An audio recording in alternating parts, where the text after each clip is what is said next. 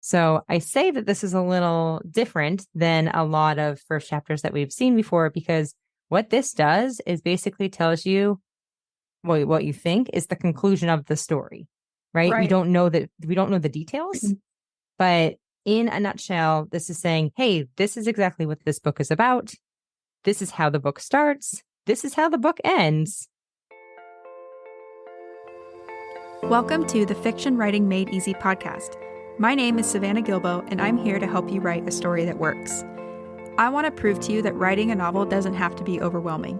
So each week, I'll bring you a brand new episode with simple, actionable, and step-by-step strategies that you can implement in your writing right away. So whether you're brand new to writing or more of a seasoned author looking to improve your craft, this podcast is for you. So pick up a pen and let's get started. In today's episode, we're diving deep into the opening pages of Anxious People by Frederick Backman. And I'm so excited to share this episode with you today because we're doing things a little bit different with our analysis this time.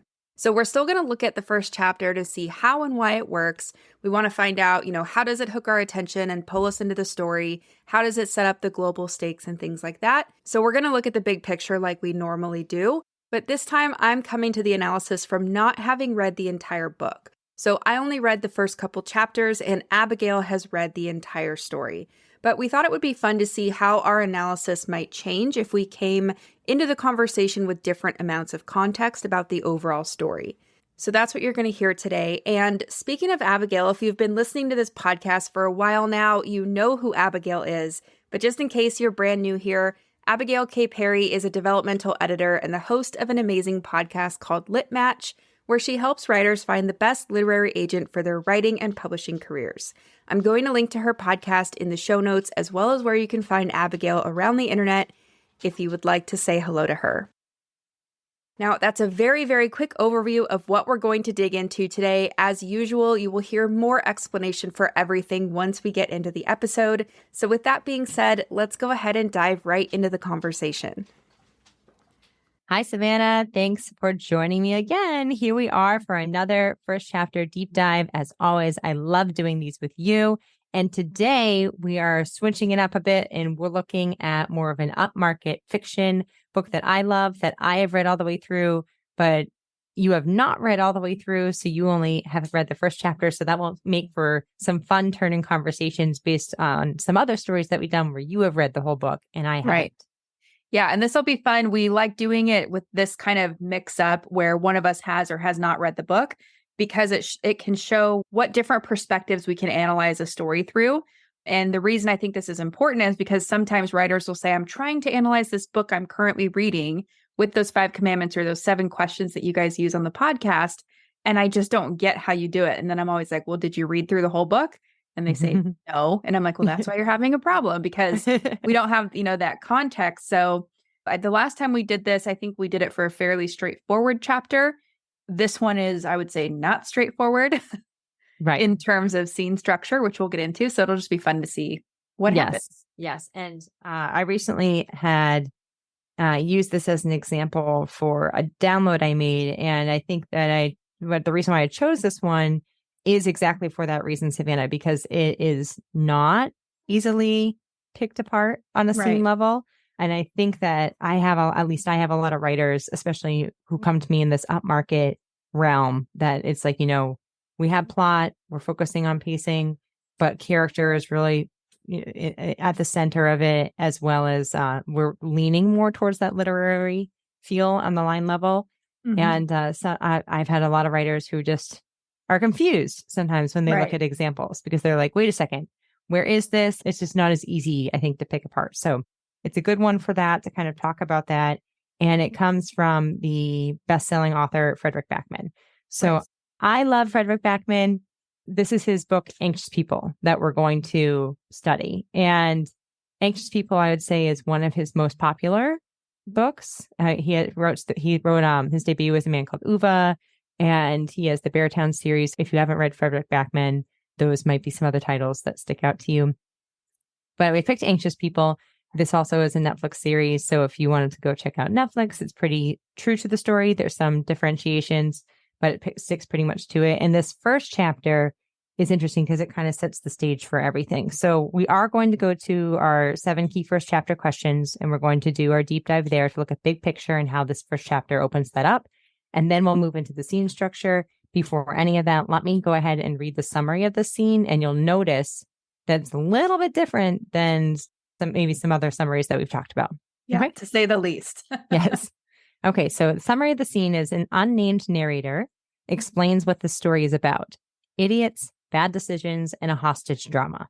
The narrator then gives a general overview of the big events of the hostage drama, from the bank robbery that turned into an accidental hostage drama to the bank robbers' acceptance of their inevitable defeat.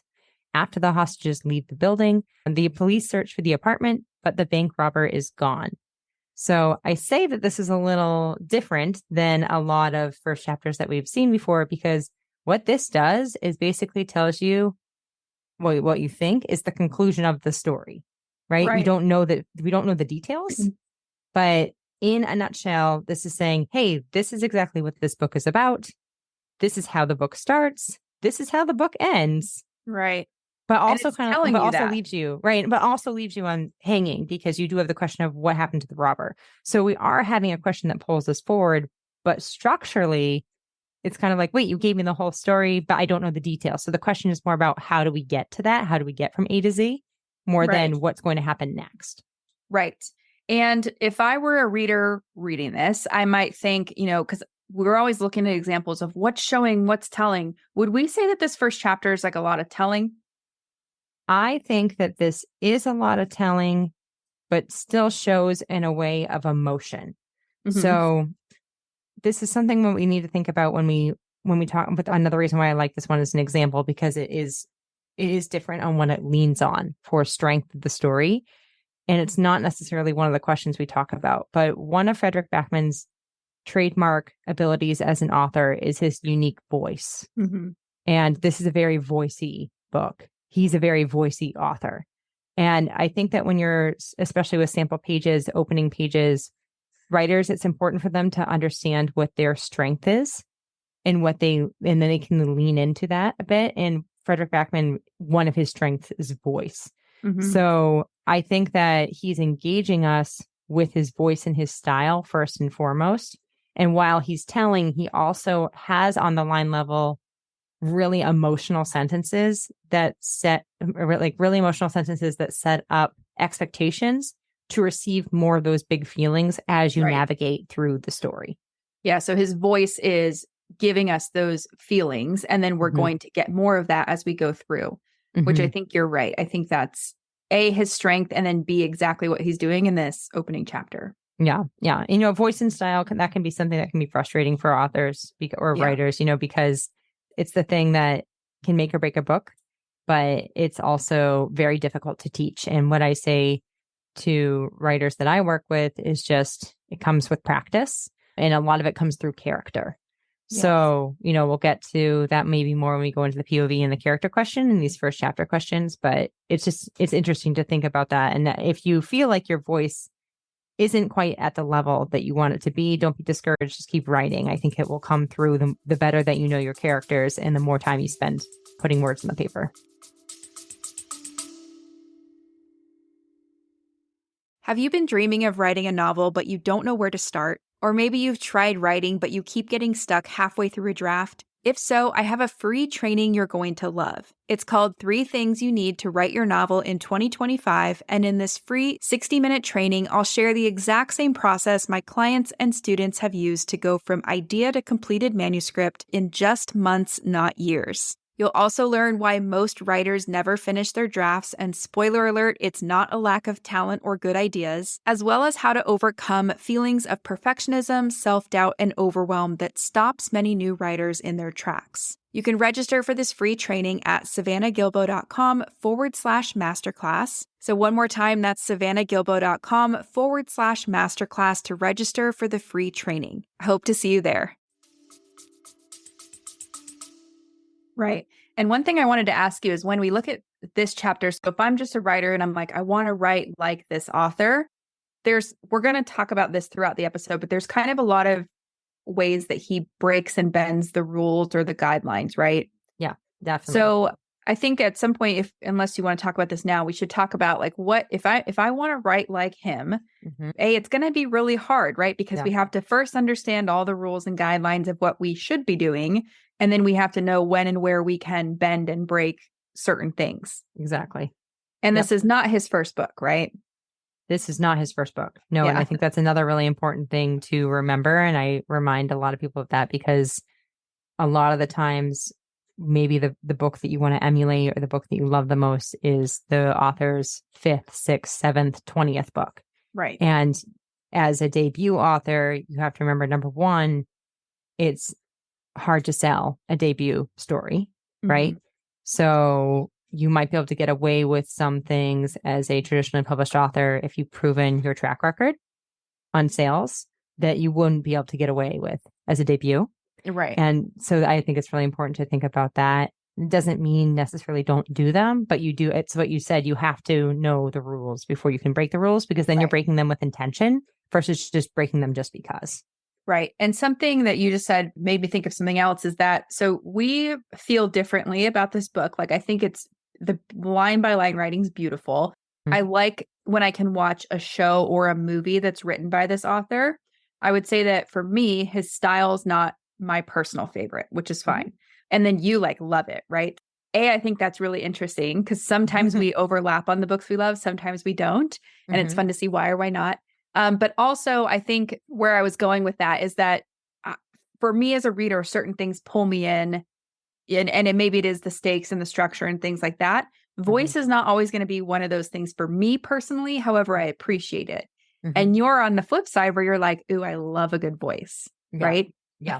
Well, and I think that's why you tend to lean to more commercial books. Yeah. And I like the upmarket, and I enjoy literary. As long as I still like literary with a plot though. But but you know, it's at the line level when it can stir my emotions. I'm looking for the books that can make me cry. Yeah. And when they can do that, when they can make me feel like something, you might hear my baby sneezing in the background. Sorry about that. Totally. And then you might be able to just kind of see that I can feel it. Like it's something in me that I feel. And that's how I feel when I read this one. I think like I can pull out lines to describe, but it's a very personal place that you are brought to the story in that level. And he's just one of those authors that does it for me. Yeah. And I think the reason, so I brought this up because if I'm thinking about writing a book like this, what I don't want, or what I see people out there do sometimes, is like they'll write an opening with like just a bunch of words and they think that's voice and they think it's style and it's like kind of rambly. And I would describe this opening as rambly, but it's rambly on purpose and it's rambly to serve his voice. Yes. And it's done like the word I picked up on earlier, you said, is intentionally. So I just kind of want to make it clear that there's a difference between throwing a bunch of words and style and like whatever on the page just because and hoping it works, or doing it really, really intentionally to serve a bigger purpose. Exactly. And I think that is the biggest thing that's the difference with voice, is when it can be something that feels natural versus forced just to be fancy. Right. Or to be like, what's that word? What's the word when you try to be too fancy with your words? Starts with an L. Pretentious? Yes. Yeah. Right. Starts with an L. Pretentious? No, not pretentious. Wait, I'll think of it later, maybe. But maybe it's pretentious. Yeah. We'll go with that. Loquacious? Loquacious. Yes. There you go. See, I'm blanking on it, but you got it. But I think that's the thing, is that when you're trying to be too fancy. So I'm just going to pull up a line real quick to kind of pull this out about what I'm thinking about. And it's in the opening pages. Okay, so I have this pulled out as a line that I highlighted. It says, our hearts are bars of soap that we keep losing hold of. The moment we relax, they drift off and fall in love and get broken, all in the wink of an eye. We're not in control, so we learn to pretend all the time about our jobs and our marriages and our children and everything else. We pretend we're normal, that we're reasonably well educated, that we understand, and I'm going to pronounce this wrong, amortization levels and inflation rates, that we know how sex works. In truth, we know as much about sex as we do about the USB leads, and it always takes us 4 tries to get those little buggers in. Wrong way, round way, wrong way round, wrong way round. There, in. We pretend to be good parents when all we really do is provide our kids with food and clothing and tell them off when they put chewing gum they find on the ground in their mouths. We tried keeping tropical fish once and they all did, and we really don't know more about children than tropical fish. So the responsibility frightens the life out of us each morning. We don't have a plan. We just do our best to get through the day because there'll be another one coming along tomorrow. So that's kind of my example. It's like, yes, like we're using a lot of words here and we are telling, right? Because we're kind of going on like a stream of consciousness in a way. But the goal here is to connect to the greater struggles, the inward struggles of people. And this is an ensemble cast that we're going to be looking at. The intention here is that we are feeling what these like he is setting up with this omniscient narrator exactly what each of the individuals that we're going to zero in on might feel at some level and someday, but particularly the bank robber. And I think that that's the thing, is like he's connecting us to the inward struggles of his cast to what the reader might also experience. So it's a very like visceral connection in that way. Right. Well, and that's I with haven't intention. I haven't even read the whole book, but I know the back cover and kind of some things you've told me about it. And it's funny that you pulled those lines because, like I said, I didn't quite connect with the opening, but those were my favorite lines. Oh, there you go. It's funny. We both love that. But it's also kind of leveling the playing field, because what we're going to talk about later is we are supposed to care about a bank robber. Yes. So I think what's important about that line specifically, and I know we're in the weeds now, but it's like not everyone has everything figured out. No one's perfect. It's not black and white. Right. So it's serving multiple purposes, even though it could be taken as a little rambly, a little stream of consciousness. There's a reason, multiple reasons why it's like that. On those words, notice that when they're delivered, they are very specific. So it's not these generalized explanations of how like someone feels physically, which I think I get a lot is when people try too hard about every like fine-tuned detail going on around the character. This is strictly emotion coming through with specific examples. So it helps us visualize as well as internally feel what's going on. Right. If that makes sense. Yeah. And again, it's just done purposefully, right? So those specifics are chosen for a reason, and we'll see why throughout the book. Yeah. But okay. So with that, let's go into the questions. Yeah. Yeah. So we're going to go through Paula Meunier's 7 key first chapter questions like we normally do. And the first one we always start with is genre. So we want to know what kind of story is it? And we like to look at commercial versus content genres. So just for anyone new that's listening, commercial is like, where would it sit on a bookshelf or on the Amazon list, right? And then content is kind of what makes up the story. Exactly. So what are your thoughts on genre?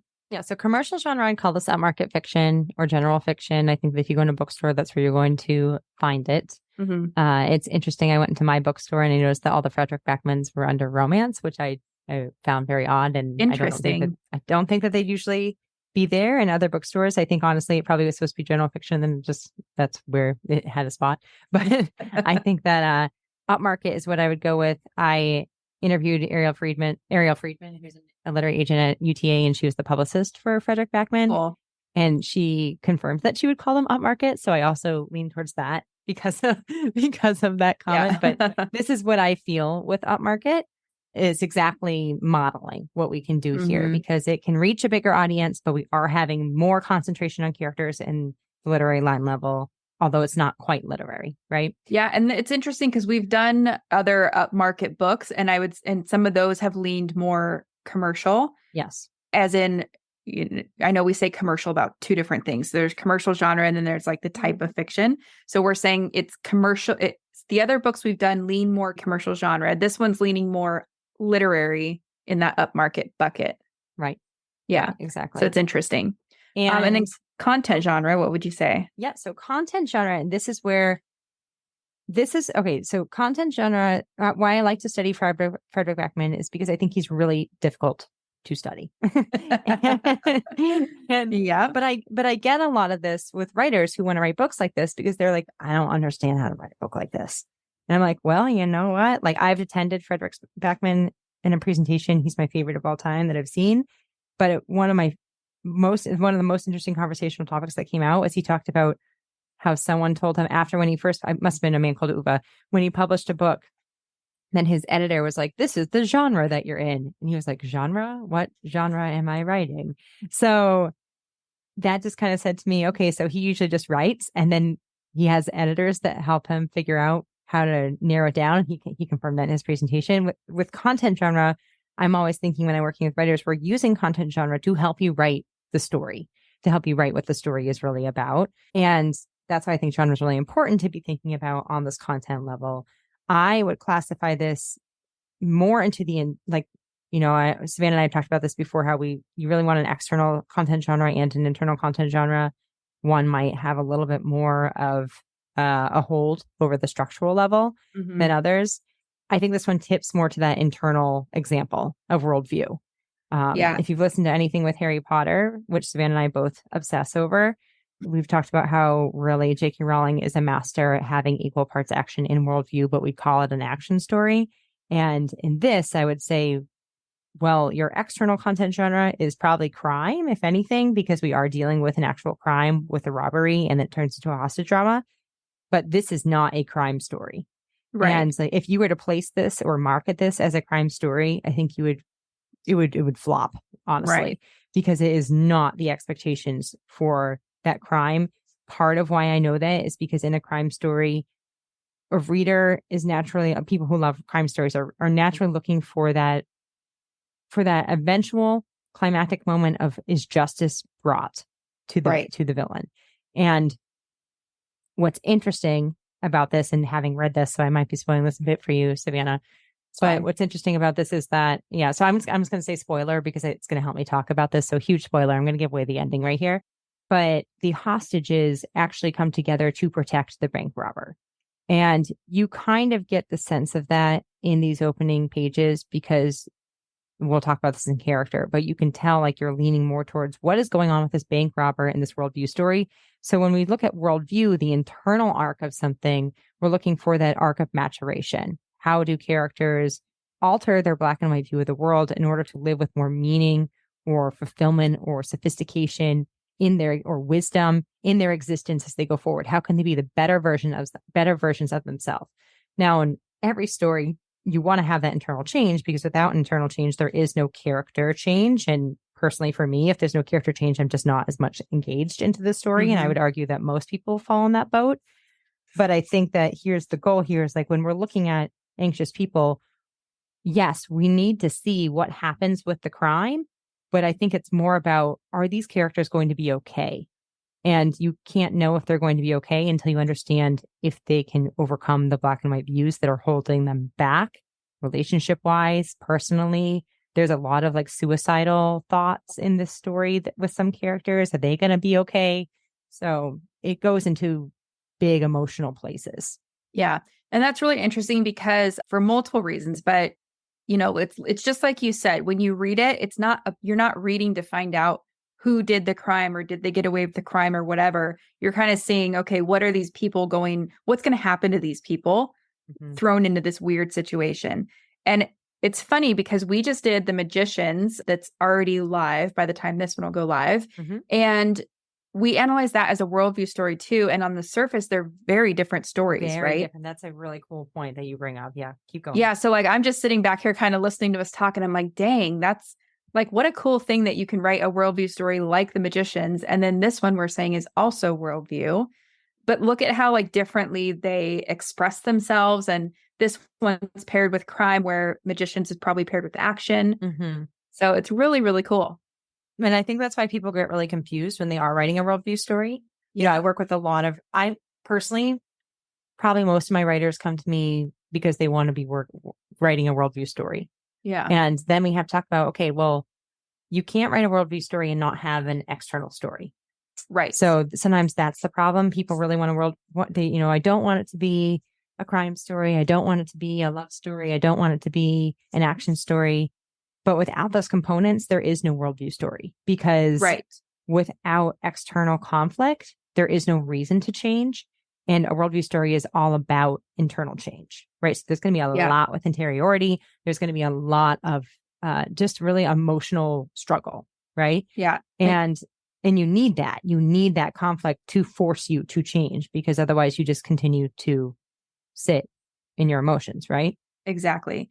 And we had this conversation, this is funny timing from the universe, in my Notes to Novel group the other day, because a few of the writers were like, well, I know for sure I have a worldview arc in my story, but now you're asking me what are my character's goals, and I'm having a hard time with that. And you're asking me what the conflict is, and I'm having a hard time coming up with that. And then I'll say, okay, well, just tell me about your character. And it's like, well, they want to be happy.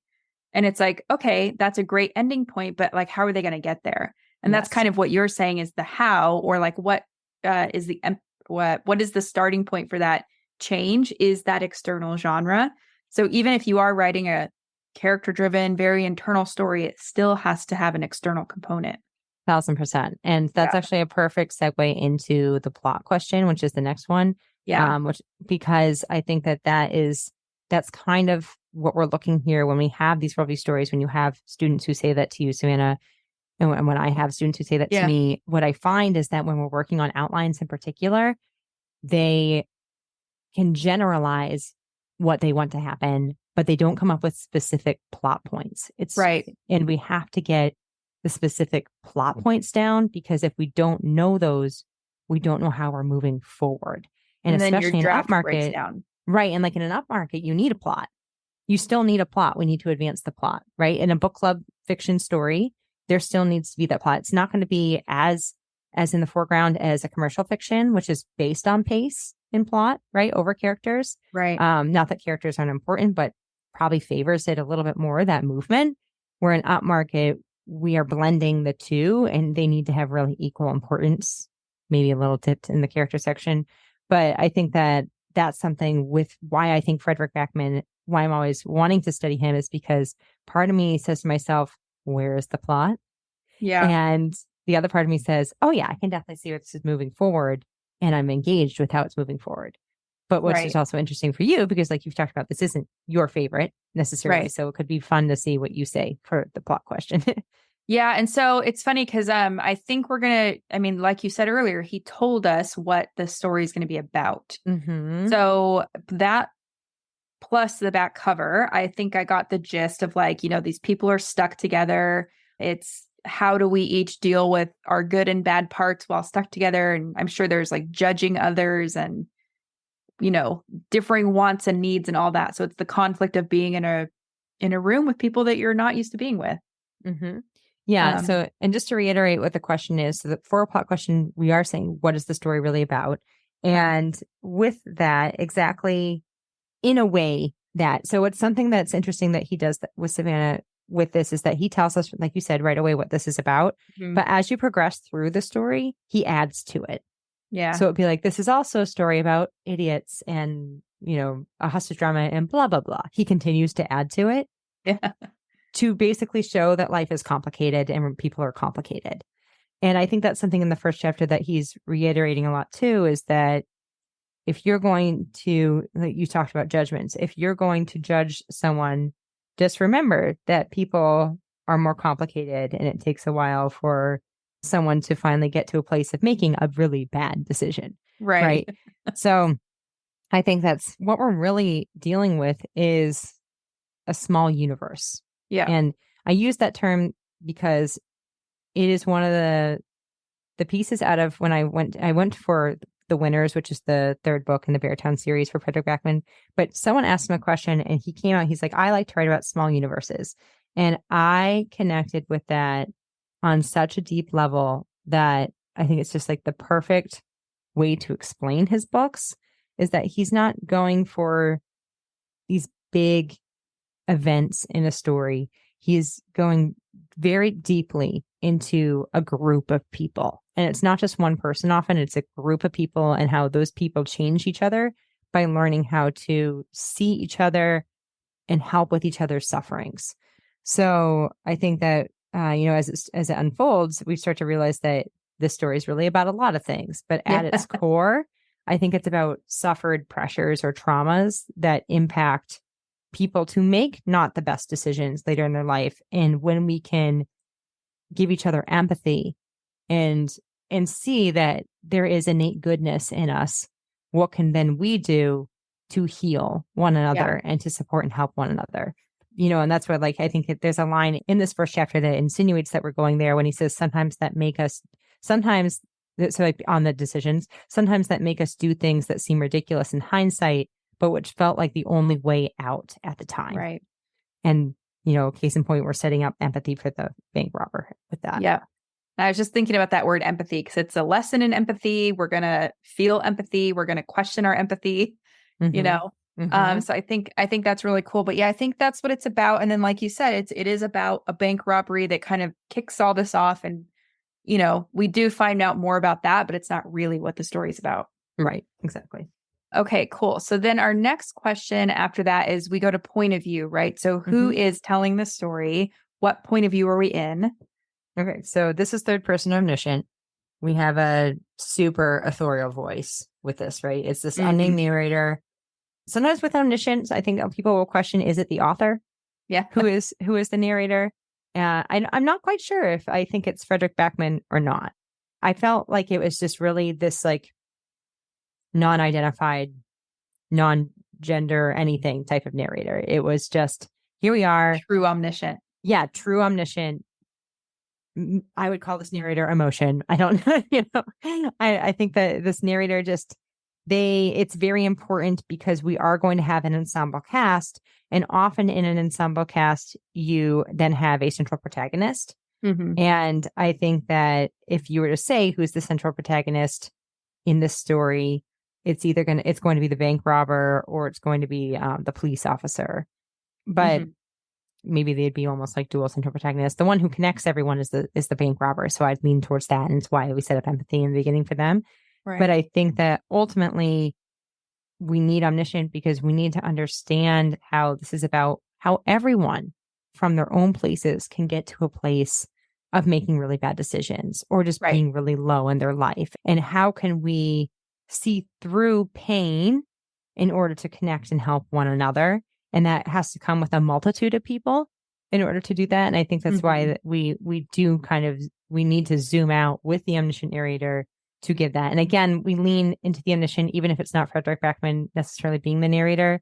There's a lot of dependence on the voice and style. Right. And he commands his narrative. Yeah. So, and that's just where he commands it as a third person omniscient POV, which you'll see in all of his books. So that's the ones I've read.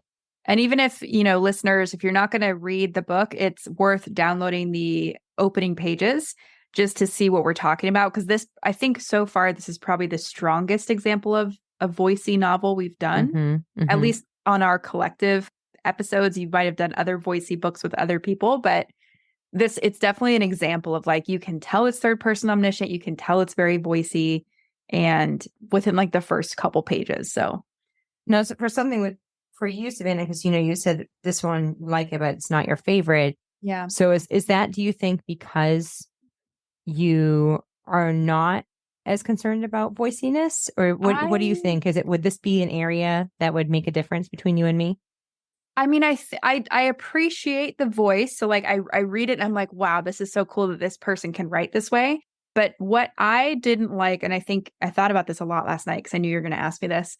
I don't like feeling so far removed from the characters. Like I want to be in that experience as if I'm the character. And so because we have the omniscient voice and the omniscient narrator who is telling me what I need to care about and telling me what's happening, I feel like I'm just missing that connectivity, or that like true immersion. So on one hand, I appreciate it. And I'm like, this is really cool, like a craft study. And then on the other hand, I'm like, but as a reader, I don't really want to go forward. I will definitely watch the show though, because I love the emotional part of this. And I think it's a Swedish show, but I've noticed in Netflix that when I pressed play, it actually was in English. And there you go. To see that it was without the subtitles. So however they've designed it, I think you can watch it in multiple versions, or you can just watch it with subtitles. So yeah. But so it's like I connect with the story and what it's going to be about. It's just not my style. Of reading. Makes sense. Yeah. Which I mean, that's fine though, right? That's where it's like, that is sometimes that's just how it goes. And I always like to remind writers, you shouldn't be trying to satisfy every reader, right? You need to find who your target reader is and lean into that. And which can be, take some test and trial sometimes to do that, but can be done. Yeah, I think so too. And so we kind of already touched on this one. The next question is, which character should we care about the most? And you said the bank robber, right? Yep. Yeah. And we do care about the other people involved because, they're in a situation none of us want to be in where we're held hostage, basically. Mm-hmm. right? But we Mm-hmm. are definitely set up to care mostly about the bank robber and to not take everything on face value that is about to happen. Yes. Yes. And I think so this is where specifics help us with specific plot points, help us more and more care about the bank robber first and foremost. And because you don't get exact details. So I have to, hopefully I'm not going off of my knowledge of the whole story and not just speaking on the first pages here. You don't get exact details to know exactly what unfolds. Yeah. But ultimately we can see that the bank robber, one of the things that he says is that it was never intended to be a hostage drama. Right. Right. So again, it's one of those things where when we bite off more than we can chew because we felt like there was no other way out. Right. So just to go into a specific, because as the example of a great setup, by telling us, this basically have sympathy for this bank robber is what's being presented to us. You learn later that the bank robber, the only reason that they even, and this is kind of a humorous thing, another thing that's with Frederick Backman, he is very humorous with real events that could happen in life. Yeah. And the bank robber robs a bank that doesn't have money. Yeah. No cash. Right. So you can't actually rob that bank because there is no cash to take. Yeah. It's all virtual transfer, virtual exchange. So the bank robber also only wants a very small, specific amount of money because they just want, and I'm going to say I'm not going to give away if it's a male or female. Who it is. Right. They need to pay their rent in order to keep their children. So that's where it's like, really building it up to this place of desperation. But the second that plan, they don't even want to be doing this to begin with. And then the second that it goes wrong, they're just panicking and trying to figure out, how do I get out of this? And then it is, of course, like the situation escalates because of the events that unfold, which we'll get into a scene structure. Yeah. But you definitely are having that empathy for this person of, I definitely have been in the place of just panic, right? Like, oh crap. And then just making that wrong decision and then regretting it afterwards, right? Yeah. And it's interesting that you said that because even though we're saying it's like a small universe story and it's an internal story, the stakes feel pretty high. Mm-hmm. They are high, right? And because they're high internally, but they're also high with the crime because if the bank robber is caught, that will ruin their life now. You don't even understand can't keep their how kids. Which you don't know in the first pages. Yeah. But that's an example of how the stakes are continued. You continue to raise the stakes. Right. To the point, and that's where it's like, I know I kind of already gave it away in that the sense of everyone in the hostage situation actually comes together to protect the bank robber. Right. But they get to that place because they realize that if this bank robber is arrested, that's the end of their life as they know it. Right. Their worldview shifts. Right. Yeah. Great. Okay. So then the next one's really easy. It's setting. Where and when does the story take place? Mm-hmm. And this is a small town that is not far outside of Stockholm. Yeah. So I say that because there's a funny thing that, funny phrase that some characters use of Stockholmers later in the story. So we know that's just outside Stockholm. And this is a pretty general area that we go to for Frederick Backman. Yeah. And then the next question in the 7 key questions is how should we feel? So we kind of talked about this a little, right? Mm-hmm. We're equal parts probably sympathetic and worried about people, but also curious. Like, how did we get here and what's going to happen? Yep. That's why I said sympathetic for broken characters and intrigued about what's going to happen because we know the beginning of the bank robbery. We know that at the end, the hostages are released and the bank robber is missing. Right. How do we get to that? And I think that intrigue is something that we lean into more again with the specifics of the plot that is more what you get into as you proceed forward. But one of my favorite musical of all time is Hamilton. And in the beginning of that, in Alexander Hamilton, the opening number, Aaron Burr, of course, it's based on history, but Aaron Burr talks about how, and I'm the man who shot him. So that story is not about will Hamilton be killed in the end or not. Yeah. We know that he dies in a duel. It's about how does like at its core, how do these friends become frenemies to enemies to the point of killing each other in a duel? Right. And I think that's kind of what we're getting with this setup, which is a very strategic move on Backman's part. Right. And it's really interesting. Like I could go off on a tangent about this, so I won't go too far. But a lot of writers hold so much stuff back where like, look what we're saying that he literally gave away what happened. Like we know the ending already, and now we're reading for a different reason, and it still works. So, and that's where it's like, there definitely are still questions, specifically because we don't know what happened to the bank robber. Right. But so in a way, you're also saying, hey, the climax of the story is going to work up to the reveal of either we find the bank robber or we don't. Right. And now it's about, but there's so much more to the story than just that investigation. Right. So I think all that's correct. And I like that you've said earlier, we need to be specific about things. We're also showing listeners like, okay, look, you can give away the ending sometimes and it's not the end of the world. Right. You know, a lot of people are just so worried about giving away too much and then they hold too much back and it doesn't quite work. So we talked about this next question a little bit too. So it's about stakes. Why should we care what happens next? We know that there are kids in the equation. I mean, maybe not in these opening chapters, but we learn that. We also, I'd say, let me try to focus on the opening chapter. So in the opening chapter, we know, obviously, we care because people are being held hostage, right? We also get that internal psychological stakes that you can take it away with that. Yep. Yeah, I think that psychological stakes are probably the highest stake.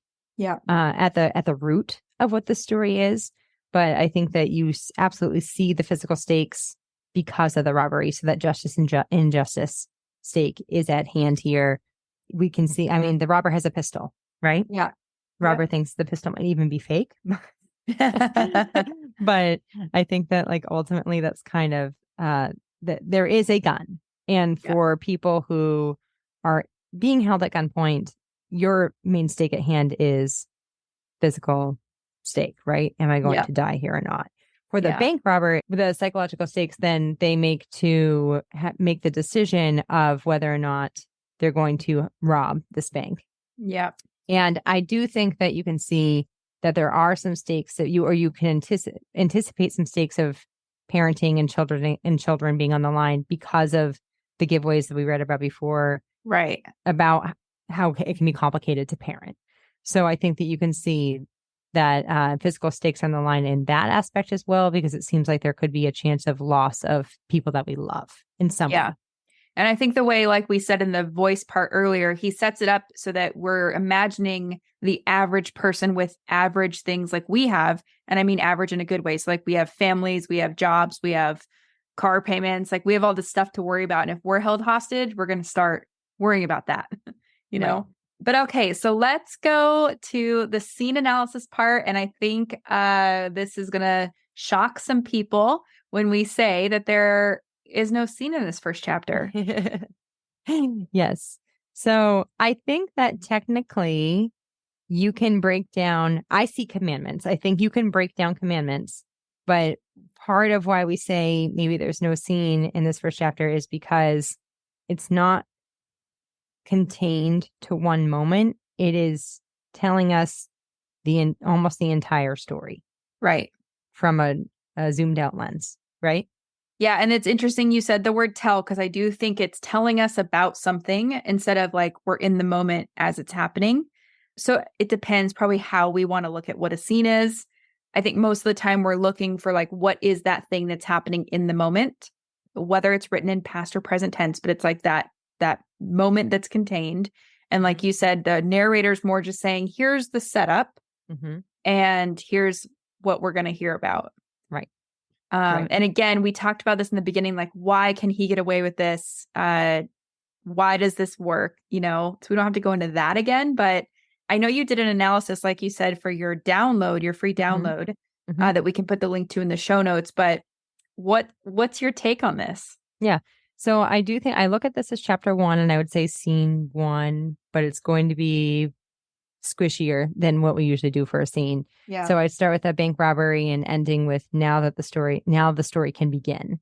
And even that last line, now the story can begin. Okay. So we're having a pretty general consensus as to this is all the main things that we need to hit at some point in the story. Yeah. And I just want to notice, like, we do not determine the scene based on page breaks in this chapter. At least I don't. Yeah. And there are many, by the way. Yeah. And I'm looking for what I believe is something of a value shift. So that's why it's squishy, because is there a value shift? Can we say that there is a value shift from beginning to end, and technically you can, but it's over such a grand landscape that I don't really classify this as a scene, although I can see why I can name commandments, but they're almost pieces if I was to like give commandments for the whole story. And I wonder if we should call it like, do we think this is a summary versus a scene and we're seeing the commandments in the summary? Yeah, that's probably an accurate way to say that. I would, So when you go into, first and foremost, when you're going into that, then if we're going to say, what's our breakdown of the summary?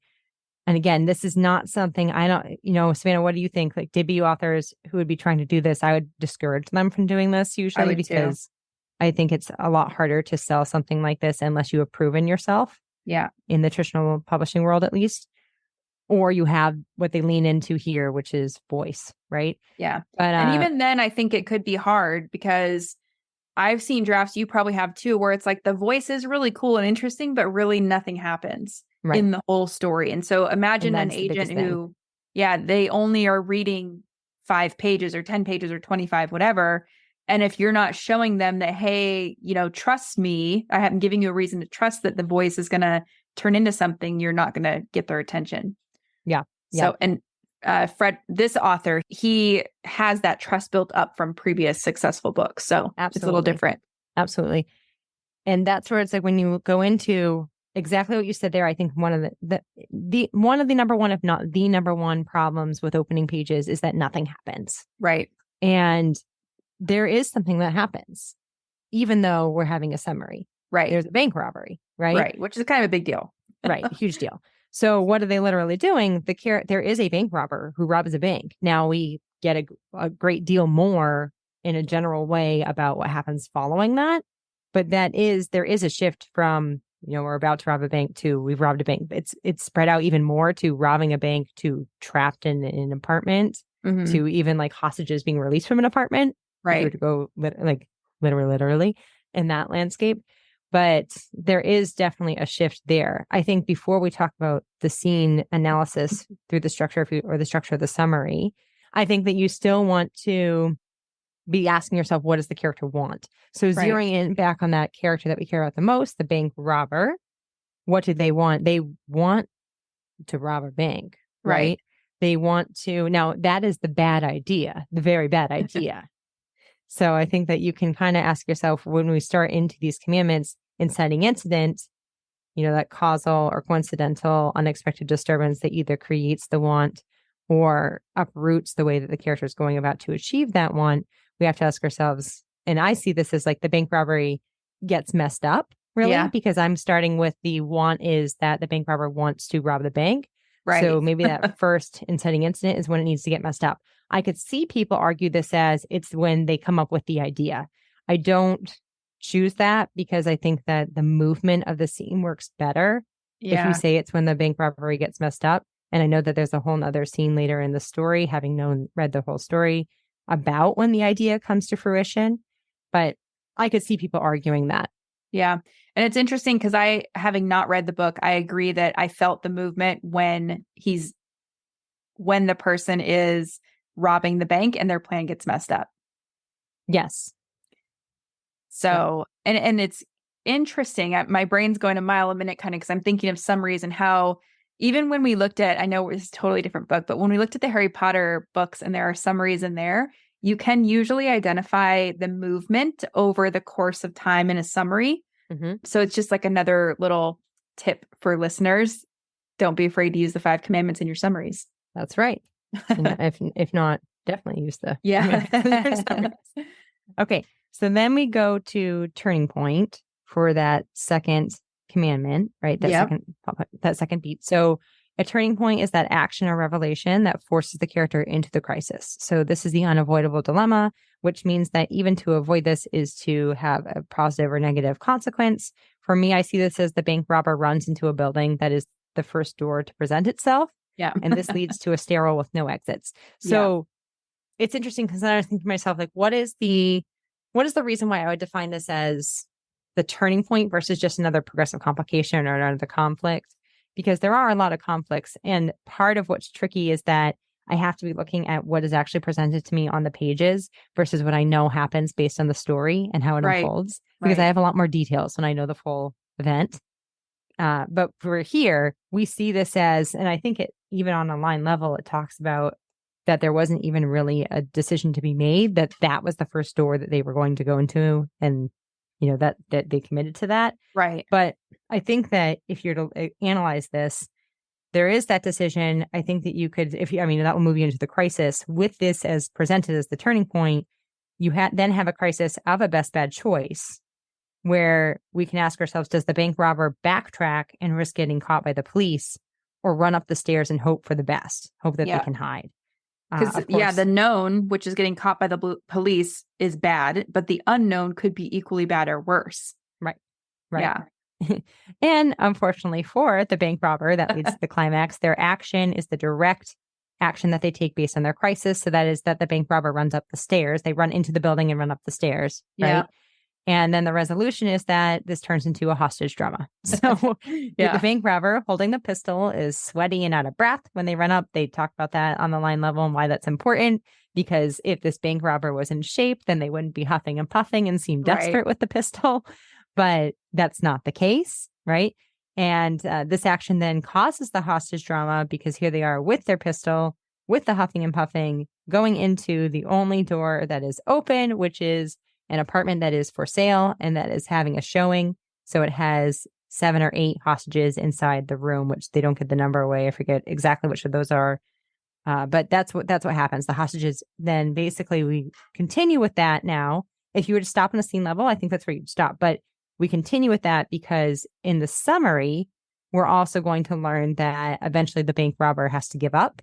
And that the hostages exit the building, the police search the apartment, and they're missing. And that leads to the question, right? So I think that one thing that's interesting for discussion, Savannah, is why do you think he does give away all of that in the end versus just stop at, okay, we're now in a hostage situation? Well, and it's kind of interesting because if I'm the author and I'm writing a book like this, it doesn't really matter if we know the end, right? Like you said earlier, in a true crime story, we are wondering, oh my gosh, do they get caught and brought to justice or not? And like, we kind of have a flavor of that, right? But we know, we're being told that's not what I want you to focus on. Right. So it's almost like he's telling us, I'm going to give it away because it doesn't matter. And here's why it doesn't matter. Now just hang in with me and I'll tell you the story. Yeah, I like how you said that. And to emphasize that, I think that for me as a reader, if he had stopped it with, now we're into a hostage situation, probably I would expect the next scene to be in the hostage situation. Right. And by giving it away, it allows us to sit with the characters for a while. I don't remember if it's chapter 2 or chapter 3 or chapter 4, but quickly after that, we're now going to see the police officer as a boy and how he is in a situation where he, as a boy, can't stop someone from jumping off a bridge. Right. And that creates his wound that kind of, drives his desire to be a police officer. So it's just really interesting. Like, if you didn't do that, I think it would be more difficult to go to that place of the emotional level for the characters versus just set up the expectations of kind of getting into the hostage drama. Maybe the difference between we're dealing with a worldview story versus a crime story. Right. And I think, like, even though we're saying, because if you're listening and you go read the chapter, you'll see what we mean by summary versus kind of feeling more in scene, where it's like unfolding in the moment. But I think what's really cool is like what you're saying is, although the chapter is, or the first chapter is a little different in terms of the scene and how it's set up, it's still having that effect, which is, here's what we need to focus on. Here's what it's going to be about. Buckle your seatbelts. Right. Exactly. And that kind of brings us, I think, to the end of the analysis. So you have the big pictures and you have the breakdown of the 5 commandments, be it of a summary versus a scene. You can maybe say it works on a scene the same way that a scene would play out, but we'd call it more summary than a scene in this case.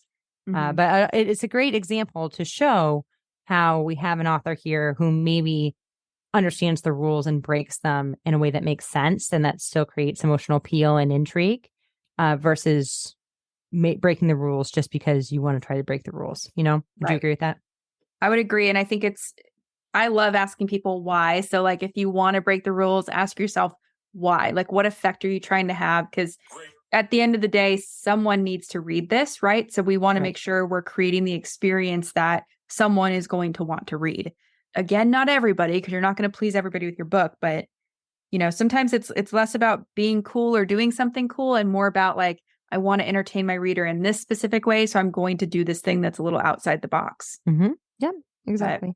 But a fun thought experiment overall, because I remember we talked about this off podcast and we were like, what are we working with here? Like, is this a scene? And then we kind of sat with it for a while and came to a similar conclusion that, there is a different purpose for this and it works for some people it doesn't, and that's totally fine.